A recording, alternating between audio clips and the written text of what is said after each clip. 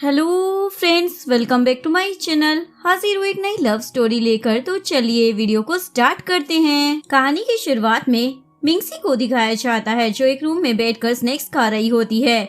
तभी उसे अपने हस्बैंड के घर में आने का पता चल जाता है, तो वो फटाफट से उन चीजों को छुपा देती है और अपने हस्बैंड के पास आ जाती है और उसे स्माइल कर कर वेलकम बोलने लग जाती है। लेकिन वो तो बड़ी बेरहमी से उसके फेस को पकड़ लेता है। मैंने तुम्हें स्माइल करने के लिए नहीं कहा है, ग्रैंडफादर की वजह से मैंने तुमसे शादी की है, इसलिए तुम वैसा ही बिहेव करो जैसा कि मैं चाहता हूँ। और वो उसे पैसे ऑफर करने लग जाता है। असल में ये इनकी 3 साल की कॉन्ट्रैक्ट मैरिज होती है। पैसों का नाम सुनते ही मिंगसी तो बहुत ही ज्यादा खुश हो जाती है, लेकिन मिस्टर जिन के सामने ऐसा दिखावा करती है जैसे कि उसे पैसे नहीं चाहिए बल्कि उनका प्यार चाहिए। जिन बोलता है, मैं तुम्हें प्यार के अलावा सब कुछ दे सकता हूँ लेकिन तुम्हें प्यार नहीं दे सकता। उस कार को वो वहीं पर फेंक कर चला जाता है। उसके जाने के बाद वो उस कार को लेकर बहुत ज्यादा खुश हो जाती है और बोलती है, तुम्हारा प्यार किसे चाहिए, मुझे तो सिर्फ ये पैसे चाहिए। लेकिन तभी मिस्टर जिन का फोन बजने लग जाता है जिसे वो देख लेती है और उसमें उसे मैसेज मिलता है उसकी एक्स गर्लफ्रेंड का जो कि 2 साल पहले मिस्टर जिन को छोड़कर चली गई थी। उसे उस मैसेज से पता चल जाता है कि वो तो सिटी में वापस आ गई है, जिसे देखकर मिंगसी तो बहुत ही ज्यादा परेशान हो जाती है। अगर वो वापस आ गई है फिर तो मेरा रिश्ता टूट जाएगा और मुझे पैसे कहाँ से मिलेंगे। तभी मिस्टर जिन वापस आ जाता है और बोलता है, मुझे अर्जेंटली एक मीटिंग के लिए जाना होगा। वो बोलती है, आप जा तो रहे हैं लेकिन ड्रिंक कम करना क्योंकि आपकी तबीयत ड्रिंक करने से खराब हो जाती है। वो बोलता है, तुम्हें मेरी इतनी ज्यादा परवाह करने की जरूरत नहीं है, लेकिन मन में सोच रहा होता है ये लड़की मुझे पागलों की तरह प्यार करती है, इसीलिए मेरी इतनी ज्यादा परवाह करती है। नेक्स्ट सीन में जिन बार में बैठकर ड्रिंक कर रहा होता है। हालांकि उसकी बीवी ने उसे मना किया था। तभी वहाँ पर उसकी गर्लफ्रेंड सू आ जाती है और उसकी नजर तो अपनी वाइफ मिंगसी पर जाती है जो कि वहाँ स्टेज पर डांस कर रही होती है। तुरंत उसके पास आ जाता है, तुम यहाँ पर क्या कर रही हो, तुम्हें तो घर पर होना चाहिए था ना। वो भी बहाना बना देती है, मैं घर पर आपको बहुत ज्यादा मिस कर रही थी, इसलिए मैं अपना ध्यान लगाने के लिए यहाँ पर आ गई कि मैं तुम्हें मिस ना करूँ। सुनकर जिन को लगता है ये लड़की तो उससे कितना ज्यादा प्यार करती है। सू वहाँ पर आ जाती है और बोलती है, जिन देखो जरा, मैं वापिस आ गई हूँ। दोनों हस्बैंड वाइफ तो उसे देखकर शौक हो जाते हैं। मिंगसी तो सोच रही होती है, लगता है ये मेरी शादी तुड़वा कर ही रहेगी। सैड फेस बनाने लग जाती है। जान, तुम इससे मिलने के लिए आए थे यहाँ पर, अब तुम मुझे अपनी लाइफ से निकाल दोगे ना कि तुम्हारी लवर वापिस आ गई है। रोते हुए वहाँ से चली जाती है। वे उसे रोकने के लिए जाता है लेकिन सू उसे रोक देती है। मिंगसी सोच रही होती है, देखो जरा, इस आदमी को अब मेरी जरा भी जरूरत नहीं है, ये मुड़कर मेरे पास एक बार भी नहीं आया। मुंह बनाकर वहाँ से चली जाती है। जिन बोल रहा होता है, तुम वापस क्या करने के लिए आई हो, तुम तो 2 साल पहले मुझे छोड़कर चली गई थी ना।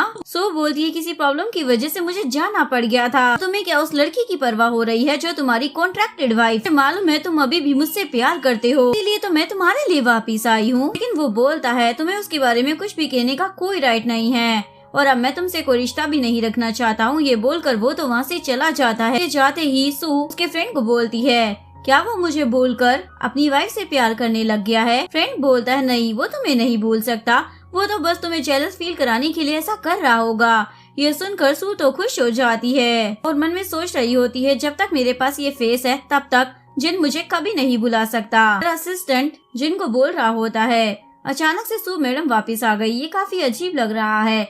3 साल पहले उनके घर में आग लग गई थी, जिसके बाद वो अब्रॉड चली गई थी। वो भी बिना कुछ कहे और अब वापस आ गई अचानक से। तो अब अपनी वाइफ के साथ आप क्या करेंगे, उन्हें छोड़ने वाले हो? जिन बोलता है, मुझे नहीं मालूम मैं क्या करूँगा, लेकिन अब सू पहले जैसी नहीं रही है, वो काफी बदल गई है। बाद जब मिंगसी घर पहुँचती है तो वहाँ पर जिन की मोम बैठी होती है, बोल रही होती है, अब सू वापस आ गई है, इसलिए मैं अपने बेटे की शादी उससे करवाऊंगी। मेरे बेटे को छोड़कर चली जाओ, इसके बदले में मैं तुम्हें पूरे 2 मिलियन दूंगी। लेकिन वो तो रोने धोने की एक्टिंग करने लग जाती है। सासू मॉम, मैं आपके बेटे से बहुत प्यार करती हूँ, मैं उन्हें छोड़कर कहीं नहीं जा सकती। इन लोग बोलती है, बस करो ड्रामा, मुझे अच्छे से मालूम है तुम मुझसे प्यार नहीं करती, इसलिए ये पैसे लो और चली जाओ। वो बोलती है, सासू मॉम, पर ये पैसे बहुत कम हैं, मुझे और पैसे चाहिए। अगर आप मुझे 5 मिलियन दे दोगी तो मैं यहाँ से चली जाऊंगी, मैंने तो ऑलरेडी अपनी पैकिंग भी कर रखी है। तर इन लोग के तो होश उड़ जाते हैं। बाद वो जबरदस्ती उनसे एक चेक पर साइन करवा लेती है। बाय बाय कर वहाँ से जाने लगती है। जैसे ही वो बाहर आती है तो जिन उसे बार बार कॉल कर रहा होता है, लेकिन वो तो उसका कॉल ही नहीं उठाती। जैसे घटिया आदमी के साथ कौन ही रहेगा, तुम रहो अपने लवर के साथ, मुझे तो मेरे पैसे मिल गए हैं। अभी उसके पास एक बचपन गर्लफ्रेंड का फोटो होता है जो जिन के पास भी था। फोटो को देखने के बाद बोलती है 3 साल पहले मैं अपनी याददाश्त को खो चुकी हूँ, मेरा फेस भी बदल गया है। उन लोगों का कहना है जिन्होंने मेरी जान बचाई थी, मुझे उन लोगों की हेल्प करनी है, इसलिए मुझे काफी ज्यादा पैसे जमा करने होंगे। इसके बाद मैं अपनी फैमिली को ढूंढूंगी। फिर खुशी खुशी वहाँ से जाने लगती है। मिस्टर जिन जैसे ही घर पहुँचता है तो वो देखता है डिवोर्स पेपर मैडम साइन कर जा चुकी है। तो दिमाग ही खराब हो जाता है। वो असिस्टेंट को बोलता है मेरी वाइफ को ढूंढ कर लाओ। असिस्टेंट बोलता है बॉस, हो सकता है मैडम को दुख हुआ होगा आपकी एक्स गर्लफ्रेंड को देखकर, ये शायद वो आपको छोड़कर चली गई है। जिन बोलता है वो मेरी परमिशन के बिना कहीं भी नहीं जा सकती है और वैसे भी कॉन्ट्रैक्ट खत्म होने में 1 साल बाकी है, उसे ढूंढ कर लाओ। असिस्टेंट बोलता है बॉस आपने उनका दिल तोड़ा है, वो आपसे सच्चा प्यार करती है लेकिन आप ही उन्हें सही से ट्रीट नहीं करते हैं, इसीलिए अब वो आपके साथ नहीं रहना चाहती हैं। लेकिन जिन तो उसे डांट देता है जितना कहा है उतना ही करो। जिसके बाद असिस्टेंट जिन के ग्रैंडपा को मैसेज डाल देता है आपका पोता जिन आज अपनी वाइफ के लिए काफी ज्यादा परेशान हो रहा है, शायद वो उसे प्यार करने लगा है। इधर कुछ गार्ड मिंगसी को उठाकर जिनके ग्रैंडपा के पास लेकर आ जाते हैं। आप बोलते हैं तुम ऐसे बीच में कॉन्ट्रैक्ट तोड़कर नहीं जा सकती हो प्यारी बहू। सी बोलती है लेकिन अब उसकी गर्लफ्रेंड वापस आ चुकी है तो मैं उसके साथ रहकर क्या करूंगी, आप इस कॉन्ट्रैक्ट को कैंसिल कर दीजिए। वैसे भी 2 साल तो पूरे हो चुके हैं ना, अभी काम कीजिए 20 मिलियन की जगह आप मुझे 15 मिलियन ही दे दीजिए, ये पैसे लेकर मैं यहाँ से चली जाऊंगी। ग्रैंडपा बोलते तुम्हें कोई पैसे मिलने वाले नहीं है और न ही तुम यहाँ से कहीं जाने वाली हो, तुम्हें ये कॉन्ट्रैक्ट 3 साल तक कम्प्लीट करना ही होगा। वो वहाँ से भागने की कोशिश करती है तो गार्ड उसकी तरफ देखने लग जाते हैं। इसके बाद वो समझ जाती है फिलहाल वो यहाँ से बाहर नहीं भाग पाएगी। पापा बोलते हैं चाहे जो मर्जी बहाना बनाओ लेकिन मेरे पोते के पास जाकर 1 साल के लिए और रहना ही पड़ेगा। उसके बाद वो अपनी बहन को कॉल कर बोलती है तुम अपनी मोम का ध्यान रखना, मैं अभी तो नहीं आ पाऊंगी लेकिन पैसे भिजवा दूंगी। में ये वो फैमिली होती है जिसने मिंगसी को उस हादसे से बचाया था, इतने समय तक उसका ध्यान भी रखा था, वो उनके बुरे टाइम में उनकी हेल्प कर रही है। नेक्स्ट सीन में वो घर पहुंच जाती है और सोच रही होती है अगर जिनी मुझे सामने से डिवोर्स दे देगा तो ग्रैंडपा मुझे रोक नहीं पाएंगे और न ही मेरे पैसे मारे जाएंगे। तभी जिनू से ढूंढते हुए वहाँ पर आ जाता है और वो बीमार होने की एक्टिंग करने लग जाती है। जिनू से बोलता है तुम्हारी हिम्मत कैसे हो गई घर छोड़कर जाने की। वो बोलती है मैं ना बहुत ज्यादा बीमार हूँ, कुछ ही टाइम में मर जाऊंगी, तो सोचा तो मैंने यही था कि मैं आपके साथ रहूं इस समय में भी, लेकिन अब आपकी गर्लफ्रेंड वापस आ गई है, उसी के साथ खुशी खुशी रहना चाहिए, आप मेरे हाल पर छोड़ दे। समझ जाता है इसलिए उसके फेस को पकड़कर बोलता है तुम्हारे फेस से तो बिल्कुल नहीं लग रहा कि तुम बीमार हो, टंकी करना बंद करो और मेरे साथ चलो। वो बोलती है तुम्हारी गर्लफ्रेंड वापस आ गई है तो उसके साथ रहो ना और मुझे डिवोर्स दे दो कि तुम्हारे ग्रैंडपा मुझे खुद से तो जाने नहीं दे रहे हैं।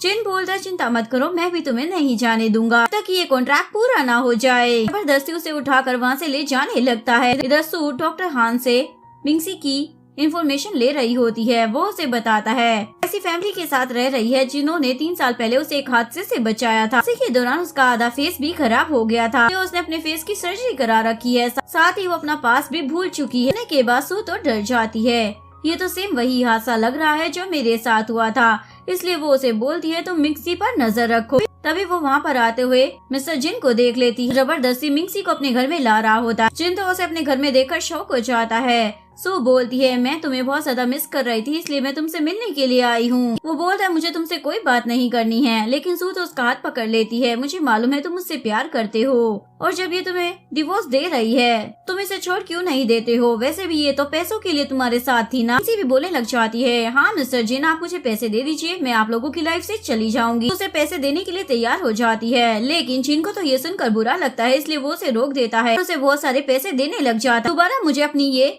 शक्ल मत दिखाना। भी बोल देती है हाँ मैं दोबारा तुम लोगों की लाइफ में नहीं आऊंगी, तुम दोनों साथ में खुश रहना। बोलकर वो वहाँ से चली जाती है, लेकिन रूम में जाने के बाद वो काफी ज्यादा रोने लग जाती है। मुझे उन दोनों को साथ में देखकर इतना ज्यादा बुरा क्यों लग रहा है। वो बोलता है तुम अब पहली जैसी नहीं रही हो। सू तो अपने फेस को टच करने लग जाती है, ऐसा क्यों बोल रहे हो, क्या मेरे फेस पर कुछ गड़बड़ लग रही है तुमको। बोलता नहीं तो, लेकिन अब मुझे तुम्हारे साथ पहली जैसी वाइब नहीं आती है, तुम मुझसे थोड़ा डिस्टेंस मेंटेन कर रखो। सुनकर उसे तो गुस्सा आने लग जाता है, किसी को कॉल कर बोलती है मिंगसी को रास्ते से हटा दो। कुछ लोग मिंगसी को जबरदस्ती रास्ते से उठाकर ले जाते हैं। इधर असिस्टेंट जिन को बता रहा होता है सू अचानक से अब्रोड गई, वहाँ पर उन्होंने अपने फेस की सर्जरी भी कराई है और उनका बिहेवियर भी सर्जरी के बाद ही चेंज हुआ है। ऐसा लग रहा है जैसे कि वो कुछ छुपाने की कोशिश कर रही है। जिन उसे उसके बारे में पूरी इन्फॉर्मेशन निकालने के लिए बोल देता है। इधर मिंगसी गुंडों को बोल रही होती है तुम लोगों ने मुझे क्यों उठाया है, मैंने तुम लोगों का क्या बिगाड़ा है, प्लीज मुझे छोड़ दो।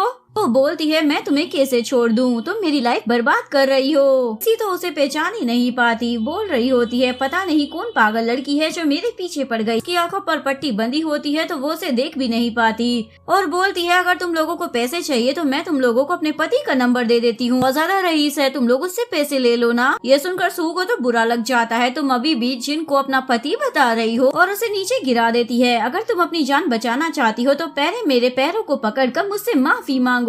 लेकिन वो तो उसके पैरों पर काट लेती है, जिसके बाद उसे गुस्सा आ जाता है और वो अपने गुंडों को उसे मारने का ऑर्डर दे देती है, जिसके बाद वो गुंडे ऐसा ही करते हैं। लेकिन जिन को अपनी वाइफ के लापता होने की खबर मिल जाती है, जिसके बाद वो उसे बचाने के लिए वहाँ पर पहुँच जाता है और सू उसे देखकर छिप जाती है। मिस्टर जिन उसे बचा लेता है और हॉस्पिटल में एडमिट करा देता है। उसे होश आता है, वो जिन को देखकर पूछती है तुम यहाँ पर क्या कर रहे हो, क्या तुमने मेरी जान बचाई है? बोलता है बिल्कुल नहीं, तुम्हें मेरे असिस्टेंट ने बचाया है, मैं तो बस तुम्हें देखने आया था। ये सुनकर उसे बहुत ज्यादा बुरा लगता है और मन में सोच रही होती है वैसे भी ये आदमी मुझे क्यों बचाएगा, ये तो अपनी लवर सू को बचाएगा ना। सू एक बुके लेकर आ जाती है और बोलती है मुझे पता चला कि मिंसी के साथ कोई हादसा हुआ है, मैं इससे मिलने के लिए आई हूँ। असिस्टेंट मिस्टर जिन को बाहर बुला लेता है, बताता है जिन गुंडों को मिंसी ने पकड़ा था शायद वो गुंडे सो फैमिली की तरफ से भेजे गए थे, हो सकता है उसके मोम डैड ने ऐसा करवाया हो। लेकिन वो बोलता है ऐसा नहीं हो सकता, इसके पीछे खुद सू का ही हाथ है, उसका बिहेवियर पहले से काफी ज्यादा बदल चुका है, तो तुम उस पर नजर रखो। जिसके बाद वो रूम के अंदर देखने लग जाता है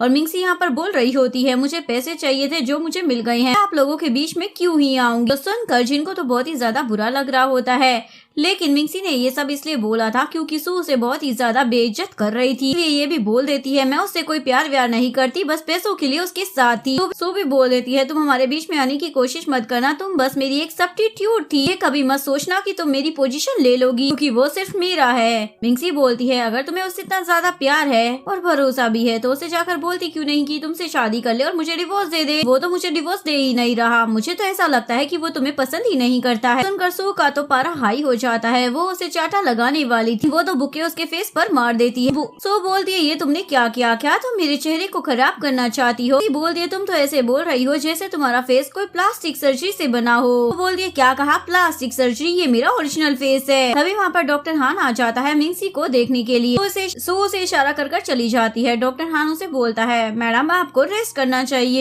यहाँ पर जिन सीधा ग्रैंडपा के पास पहुँच जाता है और बोलता है मैं उस लड़की से डिवोर्स लेना चाहता हूँ, सिर्फ पैसों के लिए मेरे साथ रह रही है। लेकिन ग्रैंडपा बोलते हैं मेरे प्यारे पोते ये शादी अभी टूट नहीं सकती, 1 साल तुम्हें उसे और झेलना पड़ेगा। जिन को मजबूरन अपने ग्रैंडपा की बात माननी पड़ती है। यहाँ पर मिंसी को एक सपना आता है कि कोई उसे आग लगाकर मारने की कोशिश कर रहा है। लड़की का फेस एकदम खराब होता है, उसकी आंखें खुल जाती है। डॉक्टर हान आकर पूछता है तुम्हें क्या हुआ? वो बोलती है मुझे सपने में कुछ बुरी चीजें दिखाई दी, कोई किसी की जान लेने की कोशिश कर रहा है, जैसे मैं एक पर्सन को जानती हूँ।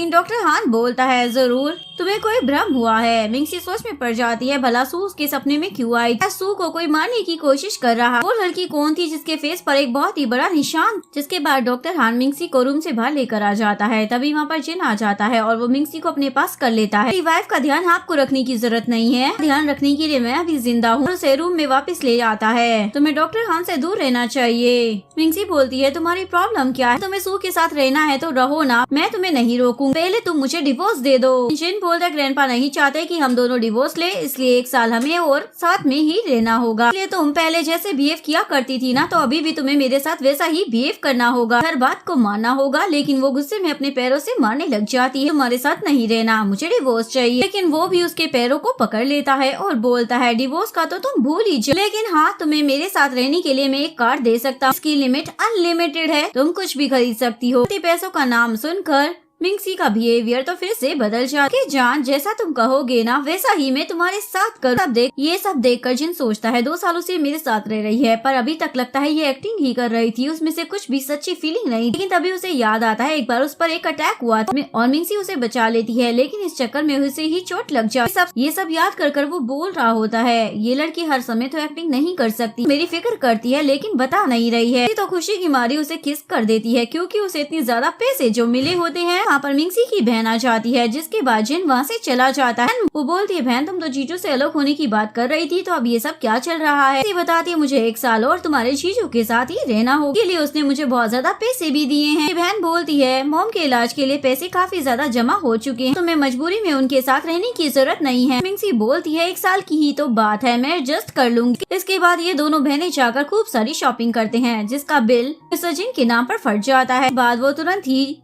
मिंगसी को कॉल कर कर बोलता है, तुम्हारा दिमाग खराब हो गया है, जो पैसों को पानी की तरह बहा रही हो। बोलती है, मैंने पैसों को पानी की तरह थोड़ी बहा है, सोने की तरह खर्च किया है। मैंने तुम्हारे लिए बहुत ही अच्छे कपड़े खरीदे, तुम्हें याद भी है तुमने लास्ट टाइम अपने लिए शॉपिंग कब की? ये सुनकर जिन तो बहुत ही ज्यादा खुश हो जाती है, शॉपिंग करना बंद करो, अपने लिए करो। ये सुनकर मिंगसी खुश हो जाती है और वो और भी ज्यादा शॉपिंग करने लग जाती है। उसके बाद वो अपने लिए एक ड्रेस उठाती है, लेकिन तभी वहाँ पर सू टपक पड़ती है, तुम इस ड्रेस को अफोर्ड नहीं कर पाओगी, तुम्हारे पास पैसे भी नहीं रहे हैं। लेकिन वो तो जिन का कार्ड से दिखा देती है। ये सुनकर सू तो चिढ़ जाती है, ये कार्ड तुम्हारे पास क्या कर रहा है? तुमने मिस्टर जिन का कार्ड चुरा लिया है? मिंगसी बोलती है, बिल्कुल नहीं, मैं अभी भी ऑफिशियली उसकी वाइफ हूँ, इसलिए उसने ये कार्ड खुद मुझे दिया है इस्तेमाल करने के लिए। सू को तो गुस्सा आ जाता है और स्टोर मैनेजर को बोलती है, इस लड़की को स्टोर से बाहर निकाल, एक नंबर की चोर है। मिंगसी बोलती है, मैं चोर वोर नहीं हूँ, ये मेरे हस्बैंड की प्रॉपर्टी है, मैं इसे इस्तेमाल कर सकती हूँ, और तुम कौन होती हो ये सब कुछ कहने वाला? तुम्हारा स्टैंडर्ड एक मिस्ट्रेस का ही है। सुनकर वो तो उसे एक चाटा मार देती है। तभी वहाँ पर जिन भी आ जाए। के बाद मिंगसी तुरंत ही उसके गले पड़ जाती है और बोलती है, जान तुम आ गए, ये मुझे शॉपिंग करने से मना कर रही है। उसे बोलता है, यहाँ पे ड्रामा क्यों कर रही हो तुम? सू बोलती है, आपको याद है ना कल मेरा बर्थडे है, तो तुम्हें मेरे साथ ही मेरा बर्थडे सेलिब्रेट करना, और उसे पुराना वादा याद दिलाकर अपने साथ चलने के लिए बोलती। मिंगसी उसका हाथ पकड़ लेती है और बोलती है, कल मेरा भी बर्थडे है, मेरे साथ ही बर्थडे सेलिब्रेट करना हो, क्योंकि मैं तुम्हारी पत्नी हूँ। तो दोनों के बीच में फंस जाता है और चिल्लाता है,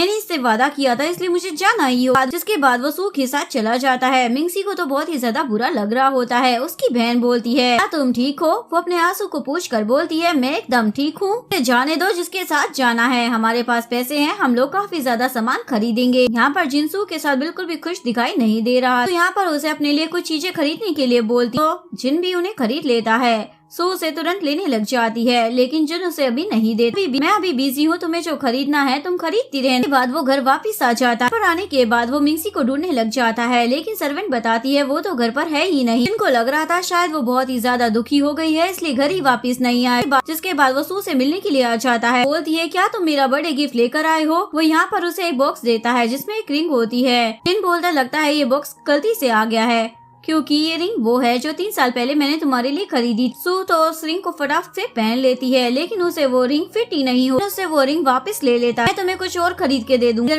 मिंगसी भी सू पर नजर रखने के लिए आई होती है और अपने पति को सू के साथ देखकर उसकी आंखों से तो आंसू आ जाते हैं। लेकिन तभी मिंगसी को उसकी बहन का कॉल आता है। वो उसे बताती है, सू ना कुछ गड़बड़ कर रही है, तो ऐसा है जो वो छुपा रही है। इन्वेस्टिगेशन करने के लिए मिंगसी एक प्लान को लेकर उसके घर पहुंच जाती है। ये सू के लिए भिजवाया गया है, मुझे उनके रूम में रखना है। उसके बाद वो उसके रूम में चली जाती है और सबूत ढूंढने लग जाती है। वहाँ पर एक फोटो मिलता है जिसमें मिस्टर जिन का फेस तो एकदम साफ होता है, लड़की के फेस को कट किया हुआ होता है। इस फोटो को देखकर मिंगसी तो डर जाती है, उसे घर से जाने के लिए बोलती, तो वो उसे पानी लाने के लिए बोल देती। मैं चुपचाप और भी चीजों को देखने लग जाती है। वो उसके पेरेंट्स की बातें सुनती। सू की मॉम बोल रही होती है, तो अब पहले जैसी नहीं रही है, बहुत ही ज्यादा बदल गई है, ऐसा लगता है जैसे कि वो हमारी बेटी है ही नहीं। उसके डैड भी सेम बात बोल रहे होते हैं और वो लोग उसके हादसे और अब्रॉड जाकर स्टडी करने के बारे में डिस्कस कर रहे होते हैं। सुनकर मिंगसी तो शॉक हो जाती है। तभी सू की मॉम मिंगसी को देख लेती है और बोल रही होती है, ये लड़की बिल्कुल मेरी बेटी जैसी क्यों लग रही है मुझे। लेकिन तभी उनके पति उन्हें रोक लेते हैं, ये तुम्हारी बेटी नहीं है, तुम बार बार अपनी बच्ची को लेकर इतना ज्यादा कंफ्यूज क्यों हो जाती हो। तभी मिंगसी बहाना बनाकर जाने लगती है, मैं तो बस यहाँ पर सामान डिलीवर करने। इधर असिस्टेंट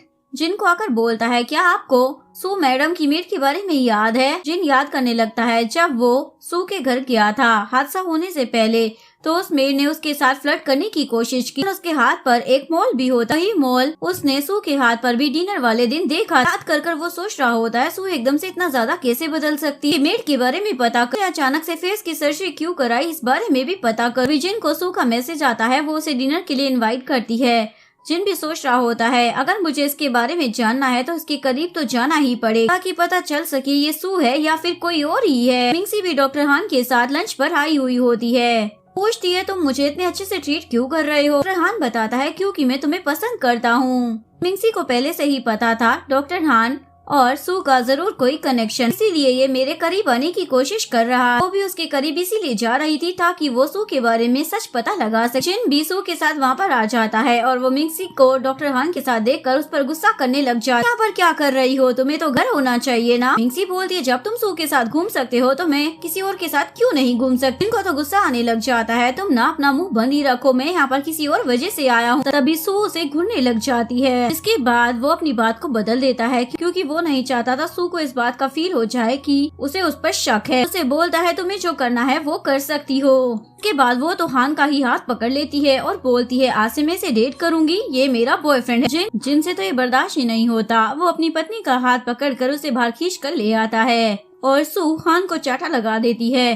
क्या तुम एक लड़की को भी संभाल नहीं पा रहे हो। डर ये अपनी वाइफ को कार में बिठा देता है और असिस्टेंट को बाहर निकाल देता है। जिन उसे बोलता है तुम उस हान के साथ मत रहो, मैं तुम्हें बता रहा हूँ वो एकदम ठीक नहीं है। बोलती है तुम्हें क्या फर्क पड़ता है, मैं चाहे सही पर्सन के साथ हूँ या गलत। बोलता है लगता है तुम ऐसे नहीं मानने वाली और वो उसे तुरंत किस कर देता। वो तो उसे दूर हटा देती है। तुम्हें क्या लगता है तुम ऐसा करोगे तो मैं तुम्हारे कंट्रोल में आ जाऊँ। बोलता है तुम्हें मालूम भी है वो तुम्हारे साथ क्यों है। वो बोलती है हाँ शायद वो मेरे साथ बेड शेयर करना चाहता होगा, मैं ऐसा कर सकती हूँ, इसमें क्या दिक्कत है। बाद जिन तो उसे कार से ही बाहर निकाल देता है। तुम तो काफी ज्यादा नीचे गिर चुकी आज से मैं तुम्हारे सारे कार्स को भी ब्लॉक करवा दूंगा। उससे मैं उसे वहीं पर रोड पर छोड़कर चला जाती। उसके पास उसकी बहन का कॉल आ जाता है। वो उसे बताती है मोम की तबीयत ज्यादा खराब हो चुकी। वो हॉस्पिटल पहुँचती है तो डॉक्टर उसे बताता है इनका ऑपरेशन अभी करना हो और उसके लिए पैसे चाहिए। मिंगसी के तो सारे कार्ड ही ब्लॉक थे इसलिए वो परेशान हो जाती। डॉक्टर हान आकर उसे पैसे ऑफर करते हैं लेकिन मिंगसी की सिस्टर उसे बोल रही होती है तुम हमारे लिए ऑलरेडी बहुत कुछ कर चुकी हो,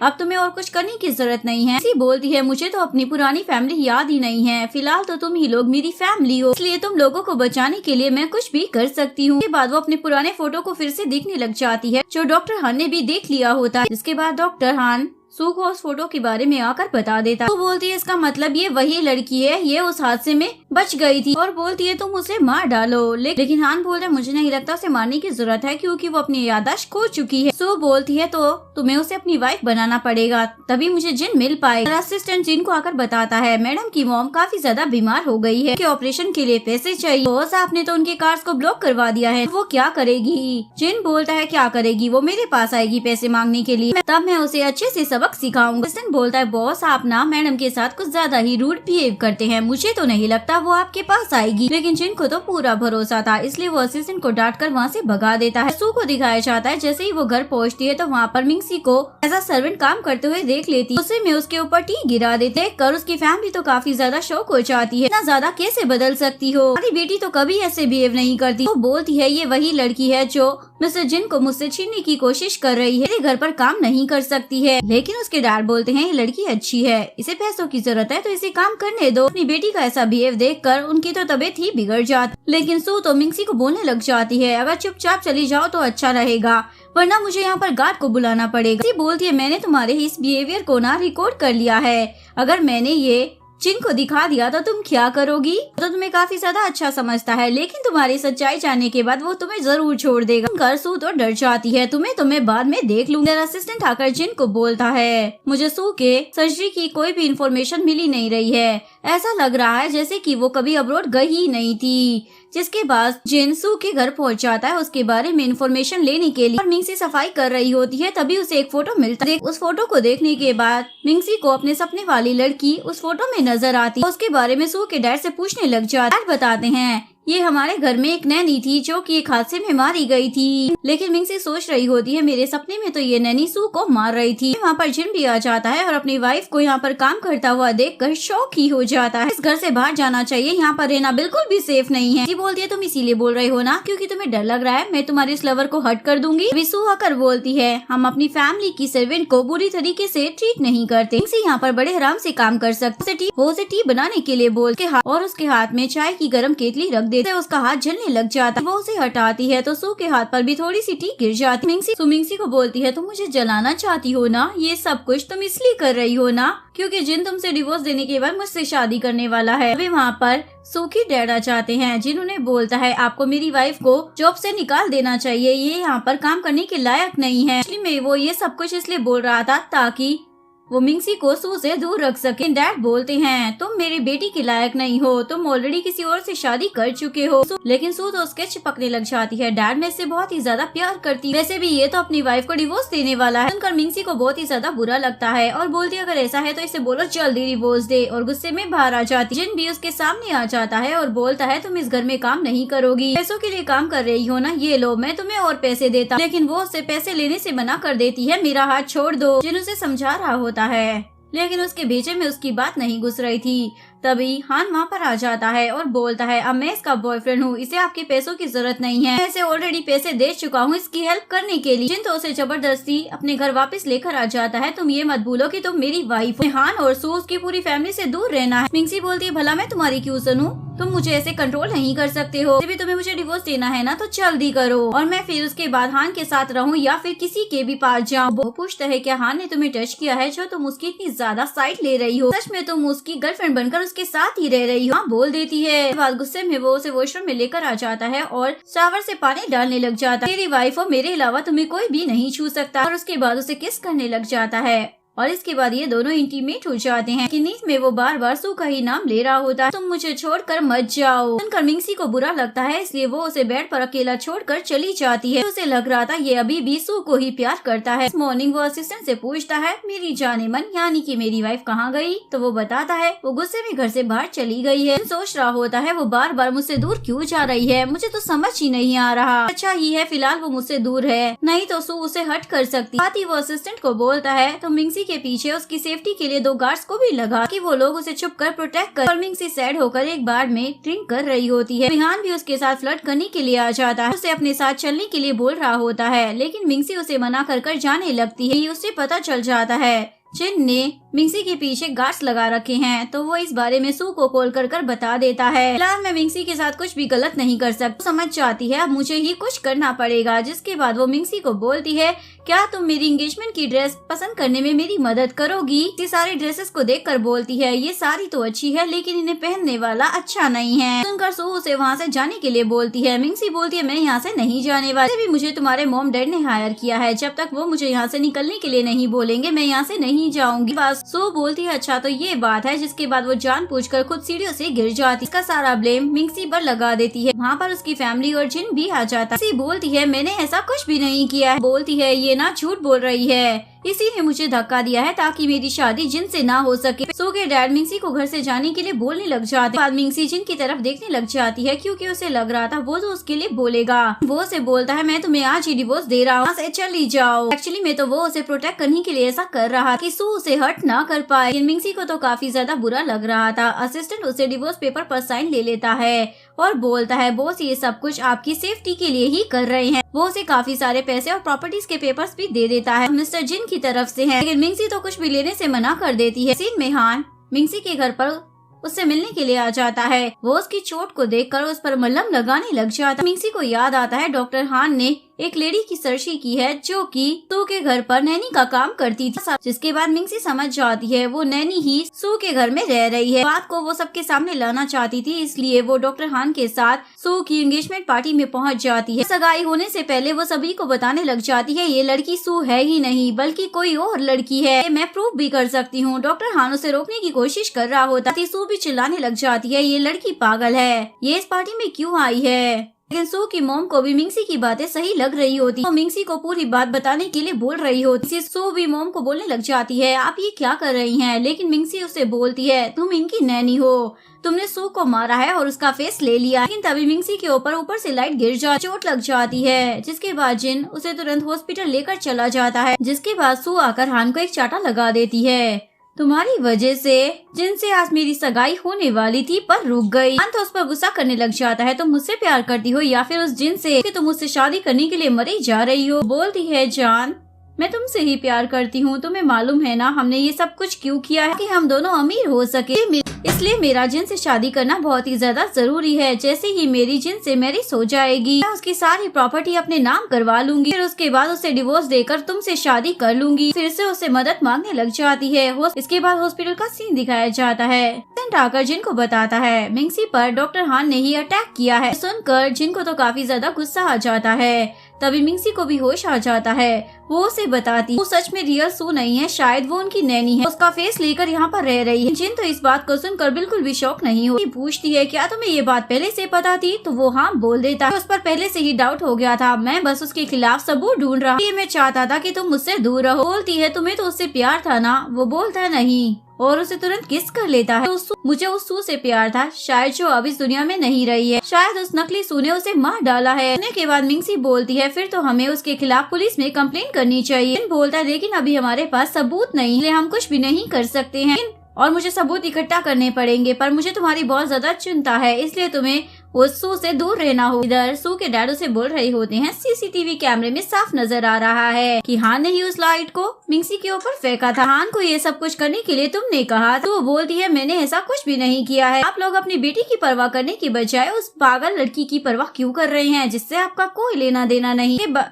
वो अपने पेरेंट्स से ही झगड़ने लग जाती है। कर उसके डैड बोलते हैं ऐसा लगता है जैसे कि तुम हमारी बेटी हो ही नहीं। तभी वहाँ पर जिन आ जाता है। उनके झगड़े को रुकवा कर सू को बोलता है मैंने उसे हॉस्पिटल में कैद करवा दिया है, मिंगसी फिर से आकर तुम्हें परेशान ना करे, पर गार्ड्स भी है उस पर नजर रखने के लिए। वो बोलती है तुम्हें उसकी इतनी ज्यादा परवाह क्यों हो रही है कि तुमने उससे प्रोटेक्ट करने के लिए वहाँ पर गार्ड भी रखवा दिए। जिन बोलता है ये सब कुछ मैंने तुम्हारी सेफ्टी के लिए किया है, मैं चाहता हूँ तुम मेरे साथ चलकर मेरे घर पर रहो, जल्दी तुमसे शादी भी करने वाला हूँ। वो सू को अपनी बातों में फंसा लेता है। सू तो खुश हो जाती है और जाकर अपना सामान पैक करने लग जाती है। उसके बाद वो सू के पेरेंट्स को बोलता है आप लोग कल आकर मुझसे ऑफिस में मिलना, एक जरूरी बात आपको बतानी है। इसके बाद वो सू को लेकर अपने घर पहुँच जाता है। सू तो बहुत ज्यादा खुश हो रही होती है, लेकिन जिन वहाँ पर अपनी वाइफ को मिस कर रहा होता, सोच रहा होता है कैसे वो रूम में बैठकर स्नैक्स खाया करती। तभी वहाँ पर सू आ जाती है और उसके साथ फ्लर्ट करने की कोशिश करती है। ऑफिस के काम का बहाना कर वो वहाँ से चला जाता है। नेक्स्ट सीन में सू के पेरेंट्स जिनके ऑफिस पहुँच जाते हैं। जिन्होंने सू के डीएनए टेस्ट की रिपोर्ट दिखा, इससे उन्हें भी पता चल जाता है जो बेटी असल में उनके साथ उनकी बेटी बनकर रह रही है वो उनकी बेटी है ही नहीं। ये सुनकर सू के पेरेंट्स को गुस्सा आ जाता है, मैं उस लड़की को जेल भिजवा कर रहूंगा। लेकिन जिन बोलता है वो लड़की काफी चालाक है, इसलिए हमें दिमाग से काम लेना होगा। अभी आप सू को पता नहीं लगने देना कि उसकी सारी सच्चाई हम लोगों को पता चल चुकी है। लोगों को वैसे ही प्रिटेंड करना है जैसे आप अभी तक उसके साथ करते आ रहे हैं। बाजिन हॉस्पिटल में आकर अपनी वाइफ की केयर कर रहा होता है। मिंगसी सपने में देखती है बचपन में वो किसी बच्चे से मिली थी, उसने उसे वादा किया था आज के बाद हम लोग फैमिली बनकर रहेंगे। बात को वो रिपीट करने लग जाती है। जिन ये सब सुनकर बोल रहा होता है ये सब कुछ तो वैसे ही बोल रही है जैसे बचपन में सू मुझे बोला करती थी। वो अचानक से उठ जाती है और बोलती है मैंने एक बहुत ही अजीब सा सपना किसी के घर का बैकयार्ड देखा जहाँ पर कुछ हो रहा था, उसे शांत करा देता है और फिर उसके साथ ही बेड पर सो जाता है। नेक्स्ट मॉर्निंग वो उसे बेड से गिरा देती है। जिन तो उस पर गुस्सा करने लग जाता है, लेकिन मिंगसी तो उसे ऐसे देखकर हंस रही होती है। तभी असिस्टेंट भी वहाँ पर टपक पड़ता है, जिसके बाद जिन वहाँ से उठकर चला जाता है। सोच रही होती है मुझे उस बैकयार्ड को ढूंढना होगा और पक्का वो जरूर सू के घर के पीछे ही हो। के बाद वो वहाँ पर पहुँच जाती है। तभी सू के पेरेंट्स उसे देखते हैं तो उसे देखकर खुश हो जाते। एक्चुअली में जिन ने भी मिंगसी को बता दिया था कि उसने सू के पेरेंट्स को सारी सच्चाई बता दी कि बेटी नहीं है जो उनके साथ रह रही है। सू के पेरेंट्स उसे घर के अंदर लेकर आ जाते, उसकी फेवरेट चीज बनाने में बिजी हो जाते हैं। जिन सू के साथ लंच कर रहा होता है तभी उसे असिस्टेंट का कॉल आ जाता है। वो उसे बताता है आपकी वाइफ हॉस्पिटल से गायब हो गई है। तो गुस्सा करने लग जाता है, जल्दी से उसे ढूंढो, पता नहीं वो कहाँ पर गई होगी। इधर सू को डॉक्टर हान का कॉल आ जाता है। वो उसे बताता है मिंगसी तुम्हारे घर पर आई है, तुम्हारे पेरेंट्स उससे बड़े अच्छे से बात कर रहे हैं। सुनने के बाद सू लंच छोड़कर तुरंत घर के लिए निकलने लग जाती है। मिंगसी को सू की पुरानी फैमिली फोटो देखकर पुरानी यादें याद आने लग जाती हैं। अभी सू के पेरेंट्स आ जाते हैं और बोलती है तुम्हें क्या हुआ है। मिंगसी उन्हें मॉम डैड बोलने लग जाती है, लेकिन तभी सू वहाँ पर आ जाती है और बोलती है तुम मेरे मॉम डैड को अपना मॉम डैड कैसे कह रही हो। उस पुरानी फोटोग्राफ को भी फेंक देती है। मैंने कितनी बार कहा है मुझे ये अपनी पुरानी फोटोज पसंद नहीं हैं, तो आप लोग इन्हें यहाँ क्यों रख देते हैं। बासु मिंगसी पर अटैक करने वाली होती है। सू के पेरेंट्स तो उसे डांटने लग जाते हैं। सू बोलती है ये सब कुछ इस मिंगसी की वजह से हो रहा है। उस पर अटैक करने की कोशिश करती है, लेकिन इस चक्कर में उसकी मोम को ही लग जाती। उसके डैड उसे डांटने लग जाते हैं। तभी वहाँ पर जिन भी आ जाता, सू को संभालने लग जाता है। सू बोलती है ये लड़की मुझसे मेरा सब कुछ छीन रही है तो मैं मार डालूंगी। वो बोलता है तुम्हें कुछ भी करने की जरूरत नहीं है, मैं ही इसे आज अच्छा सबक सिखा दूँ। वो सू के सामने मिंगसी पर गुस्सा करने का दिखावा करने लग जाता है और जबरदस्ती उसे लेकर वहाँ से बाहर आ जाता है। वो उसे कार में बिठाकर वहाँ से ले जाता है। डॉक्टर हान सू को आकर बोलता है मुझे लग रहा है आज वो उसे मार डालेगा। वो बहुत ही ज्यादा गुस्से में लग रहा है। तो बोलती है अच्छा ही रहेगा कि वो उसे खुद ही मार डाले, मैं उसे मार देती। जब तक मेरे पास ये फेस है तब तक सभी लोग मेरे ही कंट्रोल में रहने वाले हैं। कार में जिन मिंगसी को डांट रहा होता है। बिना बताए हॉस्पिटल से कैसे आ गई, क्या तुम मेरी जान लेकर रहोगी? तुम्हें मालूम भी है मैं कितना ज्यादा डर गया था। वो बोलती है तुम इतना ज्यादा क्यों डर रहे हो? लेकिन वो तो उसे किस करने लग जाता है और कार में ही रोमांस चालू कर देता है। बाद वो मिंगसी को बताता है सब कुछ क्लियर हो चुका है क्योंकि डीएनए टेस्ट की रिपोर्ट आ चुकी है। लड़की सू है ही नहीं, सू की नैनी है। नैनी और मिस्टर हान का बचपन से ही अफेयर, वो दोनों बचपन के लवर हैं। लेकिन डॉक्टर हान काफी ज्यादा कर्जे में डूब गया था, इसलिए नैनी ने प्लानिंग की कि वो लोग सू को मारकर उसका फेस ले लेगी, फिर उसकी सारी प्रॉपर्टी भी ले ले। एक बार बस हमारे हाथ वो सर्जरी के पेपर लग जाए, उसके बाद हम इन दोनों को ही जेल करा दे। सीन में हान फिर से मिंगसी के पास आ जाता है। उसे सू ने ही भेजा था। उसे बोलती है तुम उस समय तो मुझे देखने नहीं आए जब मैं हॉस्पिटल में बीमार। बोलता है मैं काम में बिजी था, लेकिन मैं तुमसे सच्चा प्यार करता हूँ। मैं तुम्हें शॉपिंग कराने वाला हूँ, उसके बाद तुम मेरे घर पर चलकर मेरे साथ डिनर की। कोई आइडिया अच्छा लगता है क्योंकि उसे लग रहा था अगर वो इसके साथ जाएगी तो वो कोई ना कोई सबूत इसके घर पर जरूर ढूंढ लेगी। बाद वो उसके घर पहुंच जाती है और वो उसके ड्रिंक में कुछ मिलाने लग जाती है। डॉक्टर हान देख लेता है, वो उसके सामने ड्रिंक पीने का दिखावा करता है। असल में तो वो उसे फेंक देता है। देर बाद खुद बेहोश हो जाती है, बोलने लग जाती है डॉक्टर हान आप एक गलत लड़की का साथ दे रहे हैं, मुझे आपके साथ ये सब कुछ करना पड़ रहा। वो उसकी पॉकेट से की निकालकर एक रूम के अंदर आ जाती और उसे वहाँ पर वो सारे सबूत मिल जाते हैं, जिससे उसे पता चल जाता है डॉक्टर हान ने सू की सर्जरी अब्रॉड में नहीं की थी, शहर में रहकर अपने घर में ही की थी। सारी चीजों को देखने लग जाती है और प्रूफ के तौर पर फोटोज खींचने लग जाती है। हान भी वहाँ पर आ जाता है। मिंगसी तो उसे देखकर डर जाती, बोलता है आज मैं तुम्हें मार डालूंगा और उसके बाद सब कुछ खत्म ही हो जाएगा।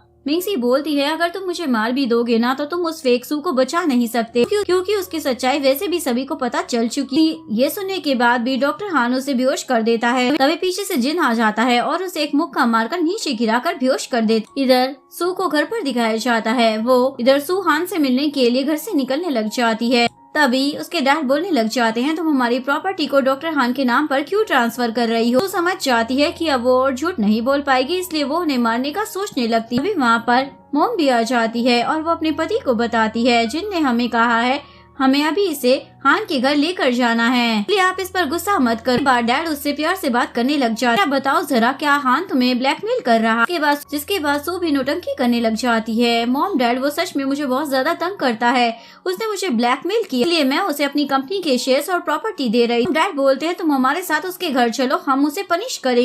हान को जैसे ही होश आता है तो उसके सामने जिन और मिंसी होते हैं। लोग उसे यहाँ पर सू की सच्चाई बताने लग जाते। वो जैसी लड़की कभी भी किसी को लेकर सीरियस नहीं हो सकती, वो सिर्फ तुम्हारा फायदा उठा रही है, वो तुम्हें प्यार नहीं करती। लेकिन फिर भी वो उसकी बातों पर यकीन नहीं करता। तभी सू अपने पेरेंट्स के साथ वहाँ पर आ जाती है, उसे मारने लग जाती है। मैंने सुना है तुम मिंगसी की जान लेने की कोशिश कर रहे थे, तो तुम इतना ज्यादा कैसे गिर सकते? फिर मिंगसी से माफी मांगने का ढोंग करने लग जाती है। नहीं मालूम था डॉक्टर हान तुम्हारे साथ इतना ज्यादा बुरा कर सकते हैं। बोलता है लेकिन तुम्हें कैसे पता चला कि हान इसे मारने वाला? मिंगसी सू तुरंत टॉपिक चेंज कर देती है, ये बहुत ही ज्यादा बुरा पर्सन है, ये पैसों के लिए मुझे भी ब्लैकमेल कर रहा था, इसी ने मुझे तुमसे शादी करने के लिए कहा ताकि इसे तुम्हारी भी प्रॉपर्टी मिल सके, इसीलिए मिंगसी को मार रहा हो। तो ये देखकर शौक हो जाता है, ये लड़की तो सारा ब्लेम मुझ पर ही डाल रही है। उसे बोलता है तुम मुझे ऐसे धोखा कैसे दे सकते? तो सू हो ही नहीं, तुमने इनकी बेटी को मारा, उसके फेस को चुरा लिया है। सुनकर उसके पेरेंट्स तो शौक हो जाते, बोलती है ये झूठ बोल रहा है, ऐसा कुछ भी नहीं है, मैं ही आपकी बेटी। तभी जिन डीएनए टेस्ट की रिपोर्ट दिखा देता है, अब हम सबको सच पता, झूठ बोलना बंद करो। लेकिन वो गुस्से में उस रिपोर्ट को फाड़ देती है, ये झूठी है। सू के पेरेंट्स उससे पूछने लग जाते हैं सच बताओ हमारी रियल बेटी कहाँ पर, तुमने उसके साथ क्या किया है? तो पागलों की तरह हरकतें करने लग जाती है। मैं बताती हूँ मैंने उसे कैसे मारा था, और वो सारी बातें बताने लग जाती है। साल पहले उसने रियल सू के साथ किया था, और वो सारी बातें सुनकर मिंगसी के सर में दर्द होने लग जाता है और उसे सारी चीजें याद आने लग जाती है। वो उसे एकदम से चुप होने के लिए बोलती है रियल सू जिंदा है, वो मरी नहीं, लेकिन फेक सू उसे पकड़ ले तो मैं मार डालूंगी। मिंगसी अपने पेरेंट्स को बोलती है मैं ही आपकी बेटी सू हूँ और मैं जिंदा हूँ, लेकिन फेक सू बोल रही होती है ये झूठ बोल रही है, आप इसका फेस तो देखो जरा, ये आपकी बेटी कैसे हो सकती। मिंगसी बताती है, मेरे साथ भी सेम ऐसा ही हादसा हुआ था जिसमें मेरा फेस खराब हो गया अब मुझे पुरानी बातें याद आ गई है जो वो अपने मॉम डैड को भी बताने लग जाती। को भी उन बातों को याद कर ये सभी लोग समझ जाते हैं यही असली सू है। सू उस पर अटैक करने वाली थी, लेकिन तभी डॉक्टर हानी उस पर अटैक कर लालच में इतनी ज्यादा पागल हो गई हो कि तुम्हें कुछ भी नहीं दिखाई दे रहा, उस जिनके लिए मुझे भी छोड़ने की कोशिश कर रही थी। जिसके बाद वो डॉक्टर हान को ही निपटा देती है। देखकर सभी लोग शॉक हो जाते हैं। मिंगसी बेहोश होकर फ्लोर पर गिर जाती है, जिसके बाद उसे हॉस्पिटल में दिखाया जाता है। बताती है इन्हें शौक लगा है, या तो अपनी सारी मेमोरीज को ये भूल जाएंगी या इन्हें सब कुछ याद आ जाए। के बाद जिन तो रोने लग जाता है, जब उठोगी तुम तो पता नहीं तुम्हें क्या याद रहेगा, तुम सू बनकर उठोगी या मिंगसी बनकर। मैं तुमसे बहुत ही ज्यादा प्यार करता, तुम सू बनो या फिर मिंगसी, पर मैं चाहता हूँ कि तुम हमेशा मेरी लाइफ में रहो। मिंगसी अपनी आंखें खोल लेती है और बोलती है, तुम कौन हो? तुम कोई सर्वेंट हो? ये सुनकर जिन का तो दिल ही टूट जाता है, ये मुझे भूल गई है। तभी वहाँ पर उसके पेरेंट्स आते हैं तो वो उन्हें पहचान लेती।